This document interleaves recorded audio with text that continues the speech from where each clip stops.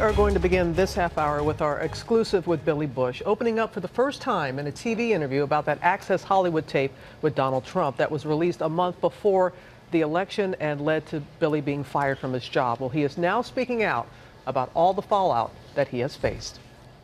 Here we are 7 months later. You're unemployed.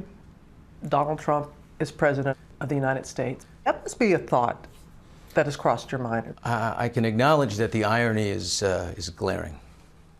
It certainly has crossed my mind. Geez, your girl's hot as in the purple.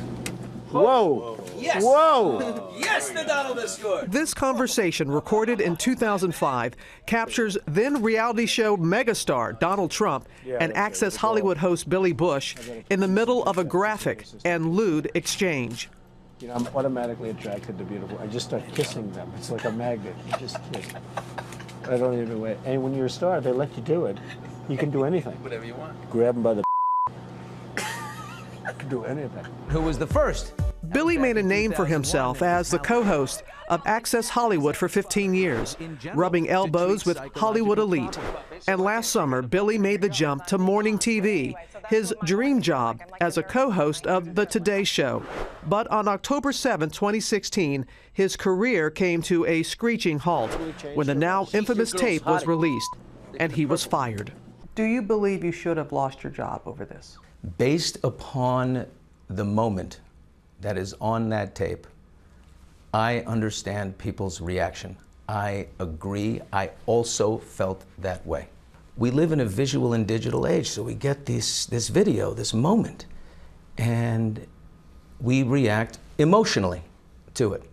And then you have social media and the ability to respond in real time, and a flame becomes a bonfire very, very quickly. Have you had any conversations with Donald Trump since the release of the tape? No, there was no relationship there. It was work related, and I interviewed him multiple times, especially back then. He never reached out, and I didn't reach out. Melania felt, as she said, you egged him on. He was lead on, like egg on, from the host to say dirty and bad stuff. Would you agree with that you added to the conversation? I definitely added to the conversation by, I was keeping the ball in the air. With Trump, it's not much of a give and take, and I remember this moment, when he said what he said at the end, to me it was more braggadocio, his word, and performance. If I had ever thought, I like to think, that there was a grown man sitting in front of me detailing his sexual assault strategy, I would have called the FBI. There were reports that you knew about the tape and you were talking about it months beforehand. I only talked about it with people who knew prior. I reported it as soon as it happened. I said, you wouldn't believe the things that Trump was saying, off camera. Wait a minute, you reported that tape way back? Yeah, sure. As soon as it was done, when I was recounting what happened, I said, yeah, when the camera left, this is what the conversation was. And it was told me days later, well, that was on. The camera was rolling. There's audio of all that. I said, oh my gosh, wow. But I never thought about it again. I just went on.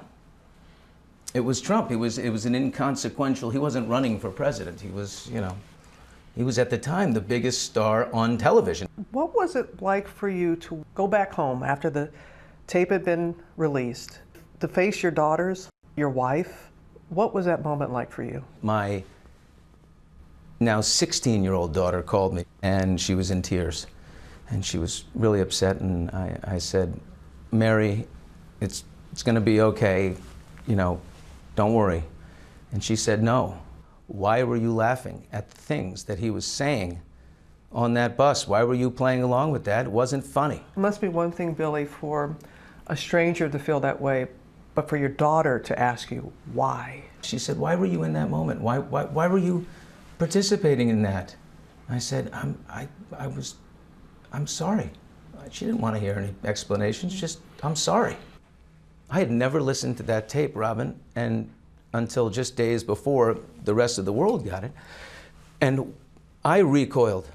I said, oh my gosh, because for me, I remember the guy on the other side. And I can tell you, 12 years ago, it was my first year as co-host of the show, but I was I was insecure. I was a pleaser.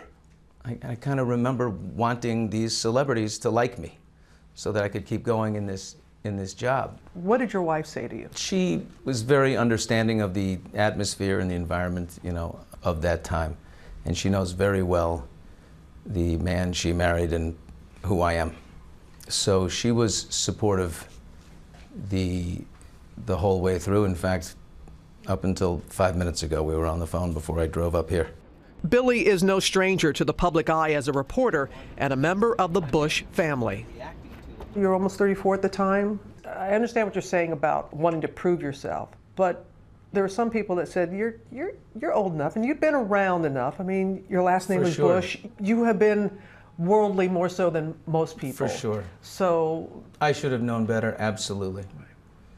There's no question about that. I look back and I wish, people also say you should have stopped him. But I didn't have the strength of character at the time to do that. I wish I did. did you reach out to your colleague Nancy O'Dell at all and apologize? I sent a message, yeah, private message, yeah. At the time, Trump was about to make a soap opera cameo with the guidance of soap opera star Ariane Zucker. Make me a soap star. How about a little hug for the Donald? He just got off the bus. Like a little hug, Okay, darling? absolutely. How about a Melania little said hug for this the was Bushy? I okay. just got off the bus. The point, Billy, that people drew the line is when you said, don't you want to hug the Donald? Don't you have a hug for him? After hearing him say those things, Yeah.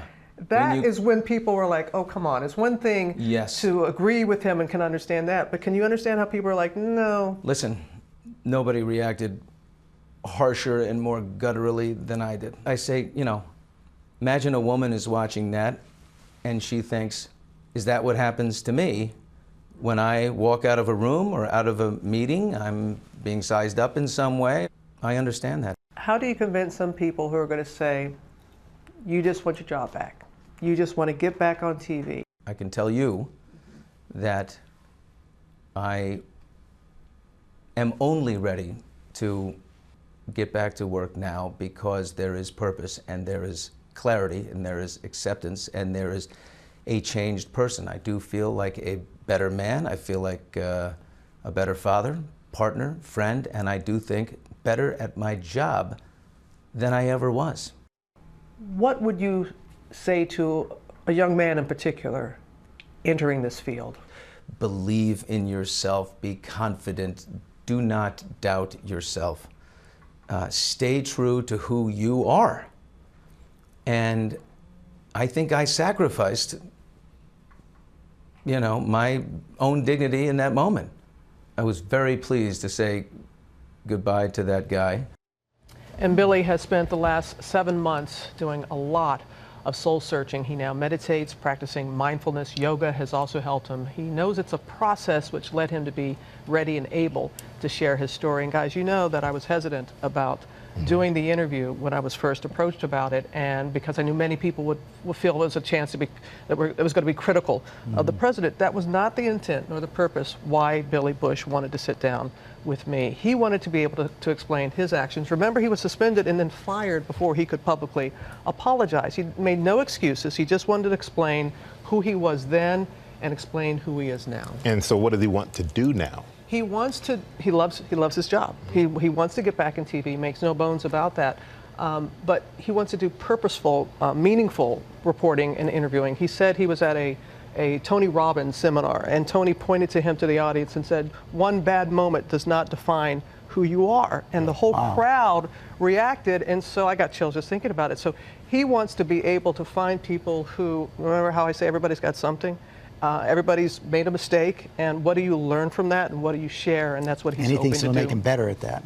He does. He thinks it'll make him a better reporter. He also used a phrase that my mom said, "Make your mess your message," and that's what he's attempting to do with this. And I'm watching you with him, and I've had a chance to spend time with him before and after, and I got to say, he's very sincere in what he said there, and that's the same feeling I got when I spent time with him There after the is incident. a genuineness there. There was a lot in there.